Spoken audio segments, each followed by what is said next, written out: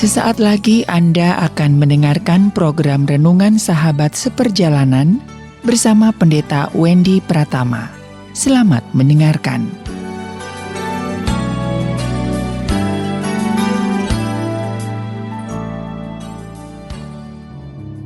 Selamat berjumpa kembali di dalam layanan audio Sahabat Seperjalanan. Hari ini adalah hari Minggu 25 April 2021. Tema renungan dan saat teduh kita dengan judul Hidup Berkemenangan. Hidup Berkemenangan. Firman Tuhan terambil dalam 1 Korintus 15 ayat yang ke-57. Demikian bunyi firman Tuhan. Tetapi syukur kepada Allah yang telah memberikan kemenangan oleh Yesus Kristus, Tuhan kita. Dalam 1 Korintus 15 ayat yang ke-53, firman Tuhan berbunyi, karena yang dapat binasa ini harus mengenakan yang tidak dapat binasa. Dan yang dapat mati ini harus mengenakan yang tidak dapat mati. Mari kita berdoa. Bapa yang di dalam surga, ya Tuhan, biarlah kami sebagai anak-anak-Mu, kami mengalami kehidupan yang berkemenangan secara benar.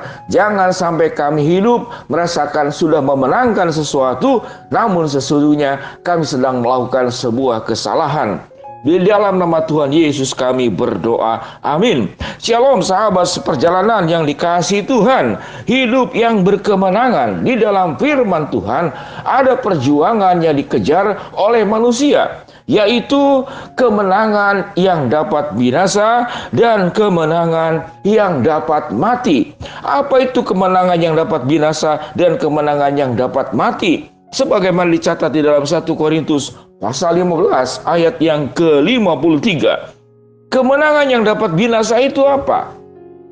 Alkitab dengan jelas mengajarkan seluruh hal-hal yang ada di dalam dunia ini yang sudah tersangkut paut dengan dosa, yang sudah tersangkut paut dengan kehidupan, yang kemudian menjauhkan diri dari Allah, itu adalah yang bisa membawa kepada kebinasaan dan juga kematian. Apa itu yang bisa membawa kebinasaan dan kepada kematian? Kesimpulannya adalah dosa. Dosa adalah membuat kita masuk ke dalam kebinasaan dan kematian. Tatkala Adam dan Hawa melanggar kebenaran firman Allah, maka Adam dan Hawa mengalami kematian dan kebinasaan. Apa itu kematian dan kebinasaan? Yaitu kematian dan kebinasaan secara hubungan roh dan spiritual antara manusia dengan Allah. Hubungannya menjadi terputus. Manusia tidak lagi mengalami sebuah kekudusan hidup di dalam sebuah perlindungan yang sudah Allah berikan kepada manusia karena manusia melanggarnya. Manusia tidak punya lagi sebuah fokus hidup yang benar karena dosa yang sudah menguasai dirinya. Sehingga segala sesuatu apapun yang diperbuat oleh manusia, orientasinya semata-mata adalah dosa. Dan orientasi semata-mata dosa itu mengakibatkan kerusakan fisik juga. Umur kita semakin pendek di dalam hidup ini. Sakit penyakit timbul, peperangan timbul. Lalu kemudian dosa itu iri hati, kemarahan, keinginan untuk menghabisi dan merusak, memusnahkan, menghancurkan, membunuh, mencuri, untuk melakukan segala sesuatu kepada pihak lain. Sehingga sungguh dosa ini merusak segala hal di dalam kehidupan manusia. Pada akhirnya kebinasaan dan kematian menjadi bagian yang menyeluruh terjadi di dalam kehidupan orang-orang berdosa. Tidak hanya mati fisik, namun juga mati banyak hal. Mati empati, mati perasaan, mati cara berpikir benar, mati kepedulian, mati sifat hati yang lembut untuk mengasihi, mati hati untuk berbagi, mati hati untuk peduli, mati hati bagaimana untuk bisa merasakan perasaan orang lain. Ini adalah semua kematian-kematian yang setiap hari dilakukan oleh manusia. Banyak orang tua, para ayah yang tidak bertanggung jawab. Bagaimana harus membesarkan anak-anak? Tatkala uang yang didapat dari pekerjaannya harusnya dibawa pulang ke rumah untuk menafkahi, menghidupi anak dan istri, namun dipakai buat berjudi, namun dipakai buat mabuk, maka seorang ayah ini sudah mengalami kematian. Banyak istri-istri juga yang kurang peduli untuk bagaimana melayani suami, bagaimana kemudian membimbing anak-anak dengan benar. Dia hanya peduli mungkin dengan hobinya sendiri, mungkin shopping, mungkin ngegosip, atau memikirkan sesuatu yang tidak ada kait mengaitnya, menjadi pribadi yang lemah, pribadi yang mudah mengeluh, tidak mau berjuang, lalu menyalahkan keadaan, menyesali pernikahan. Yang terjadi ini adalah istri yang mati fokus, mati bagaimana menentukan prioritas dalam kehidupannya. Sahabat seperjalanan yang dikasihi Tuhan, sebagai siswa juga banyak yang mengalami mati. Siswa-mahasiswa yang masih belajar, pelajaran yang diberikan di pendidikan sekolah seakan-akan itu menyiksa dia. Lalu dia mulai menyalahkan keadaan, menyalahkan hal segala macam, sedangkan ilmu itu adalah sesuatu yang indah. Maka anak-anak sekarang mati semangat, tidak punya daya tahan. Ada masalah sedikit mengeluh, ada masalah sedikit rubuh, ada masalah sedikit lari dari kenyataan hidup. Sahabat seperjalanan dikasih Tuhan, kematian dan kebinasaan itu ternyata sangat ragam. Faktor pendasar, pencetus dasar yang utamanya adalah bahwa dia tidak hidup di dalam Allah. Orang yang hidup di dalam dosa, dia akan mengalami kematian dan kebinasaan di dalam seluruh aspek. Dan orang yang hidup di dalam Kristus dan di dalam Allah, dia akan hidup mengalami kemenangan demi kemenangan. Sebab yang diperjuangkannya adalah sesuatu yang tidak dapat mati. Sebab yang diperjuangkannya adalah sesuatu yang tidak dapat binasa. Sebab yang diperjuangkannya adalah sesuatu yang hidup di dalam kebenaran.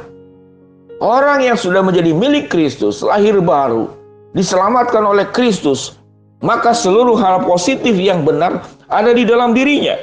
Tatkala hal yang positif dan benar ada di dalam dirinya, dia akan mengalami kemenangan. Dan kemenangannya juga menyeluruh. Kemenangan secara karakter, kemenangan secara teladan hidup, kemenangan secara semangat, sikap optimis dalam hidup, kemenangan juga seluruh aspek hidupnya di dalam kebenaran. Kemenangan di dalam menentukan prioritas, kemenangan di dalam melawan kemalasan, kemenangan di dalam melukai orang lain, kemenangan di dalam hidup yang bertanggung jawab, kemenangan di dalam bagaimana punya hati seperti Kristus dalam hidup. Sehingga kemenangan yang sesungguhnya itu sedemikian kaya, sedemikian luas, sedemikian luar biasa. Namun kekalahan di dalam dunia ini, tatkala kita hidup untuk mengejar sesuatu yang dapat binasa, kita hidup untuk mengejar sesuatu yang dapat mati. Kematian dan kebinasaan yang ada di dalam diri kita sekalipun kita masih hidup. Kita mati hati nurani, kita mati semangat, kita mati kepedulian, kita mati hati untuk ingin beribadah. Semuanya sudah binasa di dalam hidup orang percaya, di dalam hidup orang percaya yang sudah percaya sekalipun, namun tidak hidup dalam kebenaran, apalagi orang yang tidak percaya kepada Allah.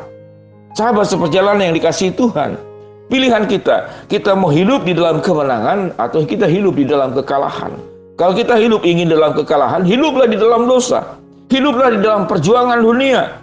Hiduplah hanya untuk mencari sehat, kaya, sukses lancar dan segala sesuatu tanpa peduli hidup di dalam kebenaran. Namun sewaktu engkau hidup di dalam kebenaran, engkau akan melakukan perjuangan yang sesungguhnya, yaitu hidup berkemenangan, yaitu engkau hidup benar dan engkau benar hidup dan engkau benar. Artinya apa? Benar hidup, hidupnya itu benar. Hidup benar, hidupnya penuh dengan kebenaran. Benarnya bagaimana? Benar. Artinya apa? Sungguh-sungguh benar. Dan kebenaran yang sesungguhnya hanya di dalam Allah. Sewaktu kita hidup berkemenangan di dalam Yesus Kristus. Kalau Kristus sudah memperjuangkan sebuah kehidupan yang luar biasa, dari terlahir, mati, bangkit untuk kita semua, mari kita meneladani kehidupannya bersama Kristus. Biarlah kita hidup berkemenangan dengan tidak hidup di dalam dosa, dengan tidak hidup dengan cara duniawi, namun hidup di dalam kebenaran dan hidup bersama dengan Allah. Hidup kita penuh dengan karakter, hidup kita penuh dengan keteladanan hidup. Hidup kita memiliki kisah hidup yang benar, dan hidup kita itu berjalan bersama dengan Allah di dalam segala sesuatunya tanpa menyimpang ke kiri dan ke kanan. Mari kita berdoa. Bapa yang di dalam surga, hamba-Mu berdoa buat sahabat seperjalanan yang sedang sakit di rumah sakit ataupun di rumah.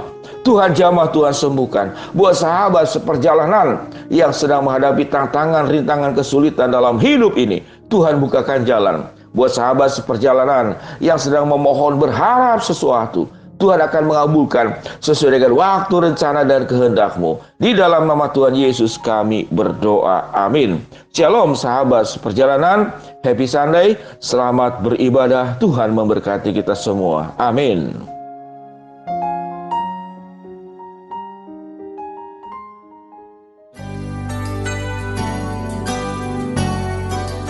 Anda baru saja mendengarkan program Renungan Sahabat Seperjalanan bersama Pendeta Wendy Pratama. Terima kasih atas perhatian Anda. Tuhan Yesus memberkati.